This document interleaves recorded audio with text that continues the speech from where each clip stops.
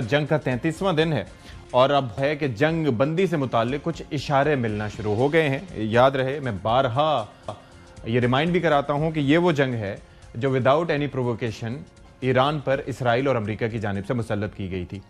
अच्छा, जंग के अहदाफ के हवाले से ज़ाहिर है कि टीवी चैनल्स पर मुबाहिसे होते हैं, सोशल मीडिया पर डिबेट्स होती हैं, लोग सवाल उठाते हैं कि जंग की क्यों गई थी। तो उसके ऊपर तो ज़ाहिर है अमरीकी सदर को भी ये नहीं पता कि उन्होंने जंग क्यों शुरू की थी। उनका एक बयान कुछ और होता है, दूसरा बयान कुछ और होता है। यही हाल एडमिनिस्ट्रेशन का है कि पहले कभी रिजीम चेंज की बात करते हैं, कभी कहते हैं कि जी बम बनाने के करीब थे, कभी कहते हैं कि जी यूरेनियम अफजूदगी इतनी हो गई थी कि उसके बाद जो है वो बम के सिवा कोई चारा नहीं था। फिर कभी कहते हैं कि जी मिसाइलों की रेंज से इसराइल को खतरा था, वो हमने ख़त्म करना था। कभी आवाम की सपोर्ट की बात करते थे कि जी आवाम सड़कों पर निकल आए थे, तो इस वक्त रिजीम चेंज का वक्त आ गया था। तो इनमें से कोई भी चीज़ पूरी नहीं हुई, मासवा इसके कि इतनी बमबारी की गई है, जितने टारगेट्स की वो बात करते हैं तो अभी वहाँ से खबरें बाहर नहीं आ रही हैं। लेकिन मुझे अंदाज़ा ये है कि वहाँ पर सिविलियन इंफ्रास्ट्रक्चर का और आम लोगों की जानों का काफ़ी नुकसान हुआ है। जो क़यादत की शहादत हुई है वो तो अपनी जगह, आयतुल्लाह खामनाई समेत जो अहम तरीन रहनुमा थे, अली लारीजानी समेत जो बसीज फोर्स के कमांडर थे, इंटेलिजेंस मिनिस्टर जो उनके थे, जो उनके नेवी के सरबराह थे, उससे हट के बहुत शहादतें हुई हैं। लेकिन आम लोग भी अपनी जानों से गए हैं। जो डिस्प्लेसमेंट है उसका अंदाज़ा ये लगाया जा रहा है कि 1,80,000 ख़ानदान उससे मुतासर हुए हैं। ये अनप्रोवोक्ड वॉर जो कि मुसल्लत की गई ईरान पर। अब जो स्टेटमेंट्स हैं, मैं ज़रा चाहूँगा आपको कि वो आप ज़रा सुनवा सकें। तो उसके अंदर पहले क्या कहा गया था, कि ये वो पहले बयानात हैं जैसे क्या था कि जी हमने तो ऑब्लिटरेट कर दिया, अब बम नहीं बना सकेगा।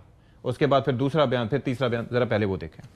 U.S. military carried out massive precision strikes on the 3 key nuclear facilities in the Iranian regime. Strikes were a spectacular military success. Iran's key nuclear enrichment facilities have been completely and totally obliterated. A week ago, Iran was very close to having a nuclear weapon. Now, Iran is incapable of building a nuclear weapon with the equipment they have because we destroyed it. We destroyed their ability to enrich uranium. If they have 60% enriched uranium, but they don't have the ability to enrich it to 90%, and further, they don't have the ability to convert that to a nuclear weapon. That is... They are assembling all the things you need for nuclear weapons. They're assembling long-range rockets that can eventually reach the United States. They enrich uranium to 60%. As you pointed out a moment ago, from 60 to 90%, which is what you need for a bomb, takes 12 to 14 days. They demand the right to enrich, which is how you get from 60 to 90%. They can never be allowed to have a nuclear weapon. So we had to act.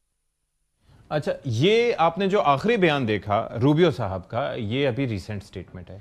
तो आप अंदाज़ा कीजिए कि उस वक्त obliterate कर दिया था, कुछ नहीं कर सकते थे, लेकिन फिर 8 महीने बाद वही काम किया। और आपको बड़ी मुमासलत लग रही होगी। आपको याद होगा कि 1996 से नेतन्याहू के इसी तरह के स्टेटमेंट आया करते थे कि हफ्तों दूर है, हफ्तों दूर है, हफ्तों दूर है। और फिर इसराइल एक अनडिक्लेयर्ड न्यूक्लियर पावर अपनी जगह मौजूद है। आपको याद है दिमोनो के जब न्यूक्लियर पावर प्लांट के ऊपर हमला किया ईरान ने, तो उस वक्त IAEA के सरबराह की जानिब से फॉरेन स्टेटमेंट सामने आया। तो उनसे पूछना चाहिए था कि हुजूर वाला, आपको तो वहाँ पर कदम रखने की इजाज़त नहीं है, तो आप वहाँ की न्यूक्लियर प्रोग्राम की सिक्योरिटी के हवाले से कैसे बात कर सकते हैं, जबकि आपको तो ऑफिशियली पता ही नहीं है कि इसराइल के पास न्यूक्लियर वेपन्स हैं। तो बहरहाल ये चीज़ें अपनी जगह हैं। फिर ट्रंप साहब जो रिजीम चेंज से मुतालिक अपने मुतज़ाद बयानात देते, आज भी आप किसी से बात करें तो किसी को समझ नहीं आती कि वह दर हकीकत चाहते क्या हैं। सुने ज़रा। Well, it seems like that would be the best thing that could happen. Our objective is to defend the American people by eliminating imminent threats from the Iranian regime. What we're doing right now and eliminate the intolerable threats posed by this sick and sinister regime. Again, we have had regime change. Now, regime change was not one of the things I had as a goal.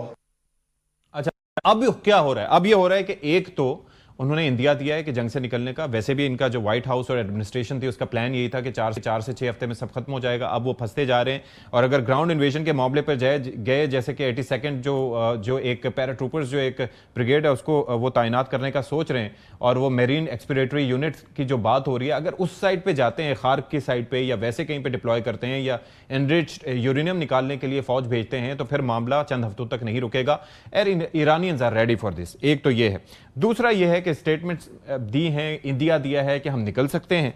और साथ में अभी जो हाल ही में उनका जो एक recent statement आया उसमें उन्होंने कहा है कि जो नए सदर हैं वो कम रेडिकलाइज्ड हैं और ज़्यादा इंटेलिजेंट हैं अपने प्रेडिसेसर से, यानी कि पेजेश्कियान साहब की बात हो रही है। और फिर उन्होंने सीज फायर का कहा। अब ईरान की जानिब से इस चीज़ की तरदीद हो चुकी है और अब आगे देखते हैं कि बात क्या बनती है। अब ट्रंप साहब खिताब भी करेंगे कल सुबह, तो अब उसमें क्या मामलात बनते हैं ये देखना बाकी है। चीन और पाकिस्तान का जो बात हुई थी उसमें 5 निकाती फार्मूला था, लेकिन वो अक़वाम मुत्तहिदा के प्लेटफॉर्म के तहत वो चीज़ होनी है। लेकिन मसला फिर वही आ जाता है गारंटी का कि गारंटीज इस मुताल्लिक कौन देगा। फिर साथ ही साथ अब्बास इराक़ची जो कि ईरान के वज़ीर ख़ारजा उनकी जानिब से ये एक्सेप्ट किया गया है कि बराह रास्त उनके राब्ते हुए स्टीव विटकॉफ से जो कि ट्रंप के नुमाइंदे हैं। तो क्या सूरत हाल बनती है, क्या होगा, इस पर ज़रा बात